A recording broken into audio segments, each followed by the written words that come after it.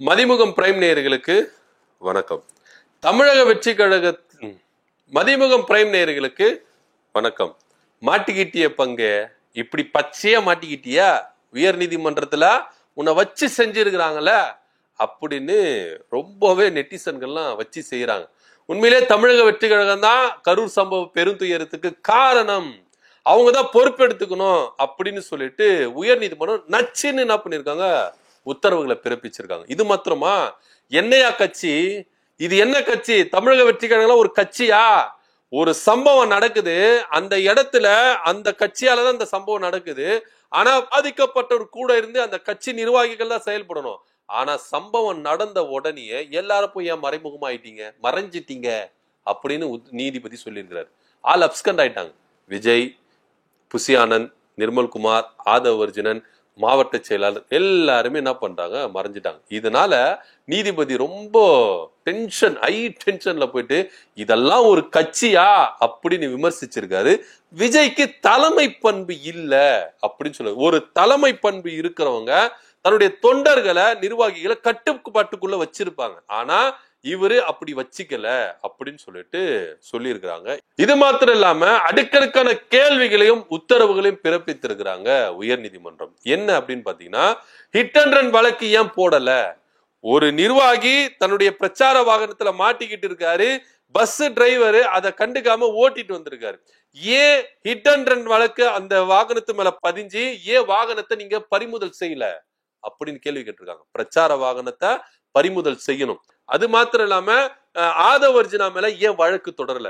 புசி ஆனந்தை ஏன் நீங்க வழக்கு தொடர்ந்து கைது பண்ணல? விஜய் மேல ஏன் வழக்கு தொடர்ந்து இன்னும் கைது பண்ணாம வச்சிருக்கீங்க அப்படின்னு அடுக்கடுக்கான உத்தரவுகளை பிறப்பிச்சிருக்காங்க. ஆதவர்ஜுனாவை நீங்க என்ன போராளி நினைச்சிட்டு இருக்கீங்களா? குற்றவாளி. ஏன் வழக்கு பதிவு செஞ்சு இது வரைக்கும் நீங்க என்ன பண்ணல, கைது பண்ணல?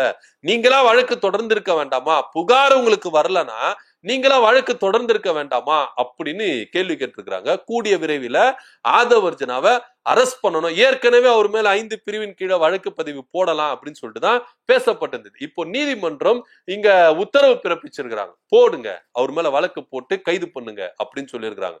அது மாத்திரம் இல்லாம புசி ஆனந்துடைய ஜாமீன் மனுவும் இங்க நிராகரிச்சிருக்கிறாங்க. புசி ஆனந்த் ஜாமீன் மனு கேட்கும் பொழுது ஒரு வாதத்தை முன் வச்சிருக்கிறார். அதுவும் இப்போ பெரிய வைரலா இருந்திருக்கு. என்ன அப்படின்னு பாத்தீங்கன்னா, ஐயா, கரூரில் நடந்த சம்பவத்துக்கும் எனக்கும் எந்த சம்பந்தமும் இல்ல, மாவட்ட செயலாளர் தான் அந்த நிகழ்ச்சி ஏற்பாடு செஞ்சாரு, நீங்க மாவட்ட செயலாளர் கைது பண்ணிட்டீங்க, என்ன எதுக்கியா கைது பண்றீங்க, எனக்கு ஜாமீன் கொடுங்க அப்படின்னு புசி ஆனந்த் தரப்பு கேட்டிருக்கு.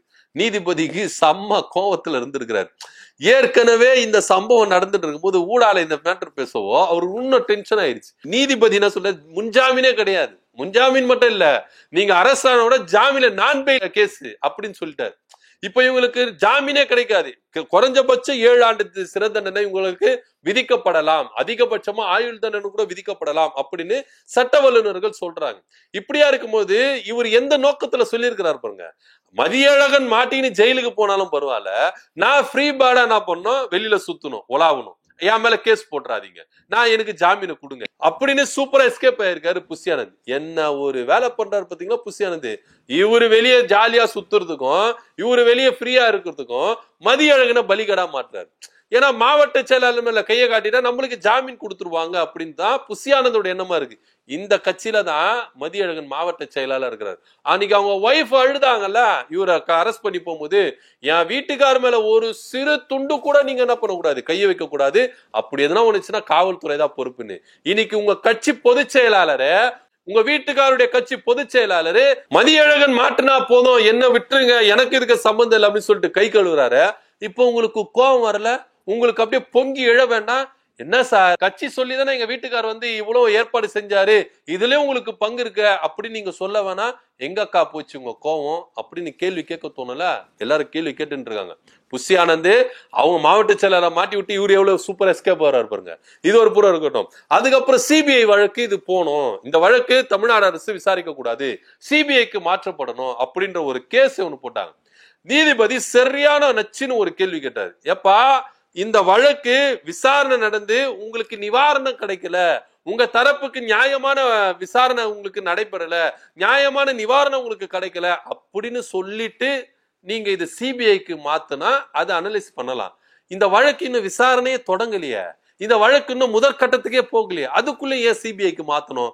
சிபிஐக்கு எல்லாம் மாத்த முடியாது அப்படின்னு நீதிபதி கராரா சொல்லிட்டாரு. வேணும்னா வடக்கு மண்டல ஐஜி அஸ்ராகார் அவர் தலைமையில சிறப்பு புலனாய்வு குழு ஒன்று அமைக்கிறேன், அவங்களுக்கு ஃபுல் ரைட்ஸ் நான் கொடுக்குறேன் அப்படின்னு சொல்லிட்டாரு. அவருக்கு ஃபுல் ரைட்ஸ் கொடுத்தாச்சு, எதை வேணாலும் பண்ணிக்கலாம். இந்த விசாரணைக்காக நீங்க இந்த எக்ஸ்ட்ரீம் லெவலுக்கு நல்லா போலாம் அப்படின்ற ரேஞ்சுக்கு அவங்களுக்கு கொடுத்துட்டாங்க. இந்த புகாரு சிபிஐக்கு போகாது, அதே மாதிரி ஜாமீன் தர முடியாது அப்படின்னு திட்டவட்டமா சொல்லிட்டாங்க.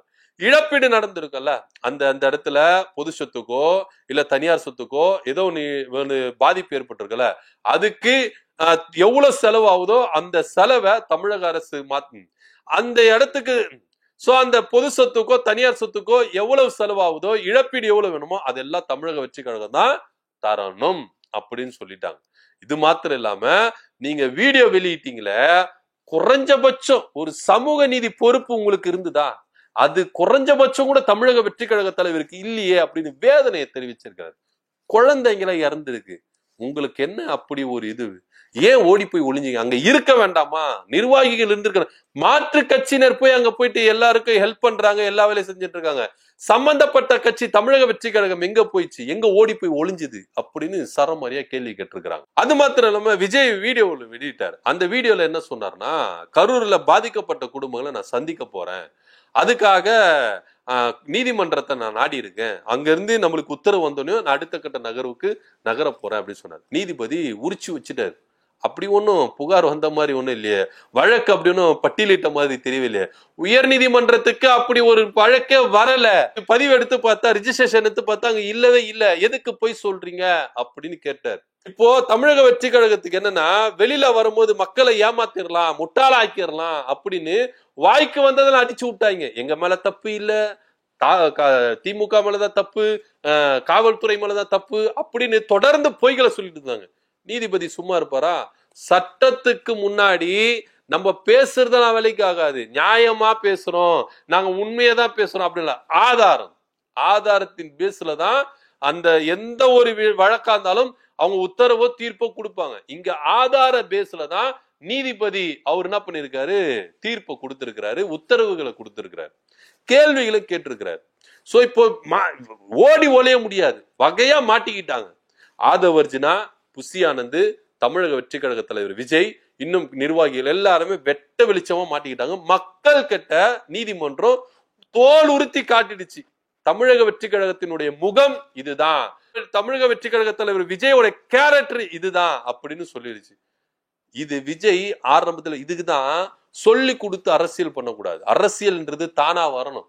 நீங்க அரசியலுக்கு வரேன் அப்படின்னு சொல்லிட்டு வேற ஒருத்தர் சொல்லி கொடுத்து நீங்க அரசியல் பண்றீங்க பாத்தீங்களா, அதுதான் இங்க மிஸ்டேக். நீங்க அனுபவம் உள்ள முதிர் வயதுள்ள ஒரு அரசியல் ஆலோசகரா நீங்க வேற யாருன்னா வச்சிருந்தா அதோடைய அரசியலுடைய முதிர்ச்சி உங்களுக்கு தெரிஞ்சிருக்கும். அரசியல என்னென்ன வழிமுறைகள் இருக்கு, நெறிமுறைகள் இருக்கு அப்படின்னு உங்களுக்கு தெரிஞ்சிருக்கும். அரசியல் நாலேஜே இல்லாம 4 பேரை கூட வச்சுக்கிட்டு நான் அரசியலுக்கு வரேன், ஆட்சியை பிடிச்சிருவேன், தமிழ்நாடை நான் தலைகீழ மாத்திடுவேன், மாற்றத்தை உண்டு பண்ணுவேன், ஹோன்னு சொல்லிட்டு நீங்க இது பண்ணீங்கன்னா இப்படிதான் எல்லாருக்கும் யானைக்கும் அடிசா இருக்கும் சார். இது தமிழ்நாட்டு அரசியல் வரலாற்றிலே இது ஒரு பெரும் துயரம் அப்படின்னு கூட நம்ம எடுத்துக்கலாம். ஏன்னா எத்தனையோ கட்சிகள் கூட்டம் நடத்தி இருக்கிறாங்க, எவ்வளோ கிரௌடுகள் வந்திருக்கு, அங்கெல்லாம் உயிர் சேதம் நடக்கல. ஆனா இங்க விஜயோடைய கூட்டத்துக்கு மட்டும் நடந்திருக்குன்னா விஜயோட கவனக்குறைவு, அந்த கட்டமைக்க தெரியல, நெறிமுறைகளுக்கு தெரியல, ஒரு கட்டுப்பாட்டுக்குள்ள கட்சி வைக்க தெரியல அப்படின்னு நீதிபதிகள் கேள்விகளை கேட்டிருக்காங்க, உத்தரவுகளை பிறப்பிடுவாங்க. இப்ப தப்பிக்கவே முடியாது, தமிழக வெற்றி கழகம் தப்பிக்கவே முடியாது. கூடிய விரைவில் விஜய் அவர்கள் கைதாகுவார். புசி ஆனந்த அக்யூஸ் நம்பர் 2 என்ன பண்ணிருக்காங்க, சேர்த்திருக்கிறாங்க. அவரும் கூடிய விரைவில் கைது பண்ணப்படுவார். ஆதவர்ஜினாவையும் வழக்கு பதிவு செஞ்சு கைது செய்யணும்னு சொல்லியிருக்காங்க. பிரச்சார வாகனத்தை பறிமுதல் செய்திருக்காங்க. இனி விஜய் அவர்கள் எப்படி பிரச்சாரத்துக்கு போவார் சொல்ல முடியாது. புது பஸ் ஒன்று வாங்குவார், அவர்கிட்ட இல்லாத காசை பணமா. அது மாத்திரம் இல்லாம இவங்க இறந்தவங்களுக்கு 20 லட்சம் அப்படின்னு சொல்லிட்டு சொன்னாரு. காசு எங்க போச்சு என்ன, ஒருவேளை காசு வந்துனுக்குதா என்னன்னு தெரியல, இன்னும் கொடுக்காம இருக்கிறாங்க. இதுதான் விஜய் அவர்கள் கொடுக்கிறேன் அப்படின்னு சொல்லிட்டு இது வரைக்கும் இத்தனை நாள் ஆகுது, இன்னும் இந்த 20 லட்சம் பாதிக்கப்பட்ட குடும்பங்களுக்கு போய் சேரவே இல்லை. சொன்னதாவே இருக்குது, அதற்கு செயல்பட முடியல விஜய் அவர்கள் அப்படின்னு தான் எடுத்துக்கொள்ளப்படணும். தமிழக வெற்றி கழகத்துக்கும் தமிழக வெற்றி கழக தலைவர் விஜய் அவர்களுக்கும் உயர் நீதிமன்றம் அடுக்கடுக்கான உத்தரவுகளையும் கேள்விகளும் கேட்டிருக்காங்க. இதற்கு பதில் சொல்ல முடியாம விஜய் அவர்களும் தவித்து கொண்டு இருக்கிறார். என்ன நடக்க போகுது, அடுத்த கட்ட நகர்வு எப்படியா இருக்க போகுது அப்படின்ற பொறுத்து பார்க்கலாம். சென்னை உயர்நீதிமன்றம் தமிழக வெற்றி கழக தலைவர் விஜயை என்ன பண்ணிருக்காங்க, அடுக்கடுக்கான கேள்விகளை கேட்டிருக்காங்க. கரூரில் நடந்த பெரும் துயரத்துக்கு விஜயும் தமிழக வெற்றி கழகம் தான் பொறுப்பு அப்படின்னு உத்தரவு பிறப்பிச்சிருக்காங்க. இதை பத்தியோட கருத்து அப்படி கீழே கமெண்ட் பண்ணுங்க. நன்றி, வணக்கம்.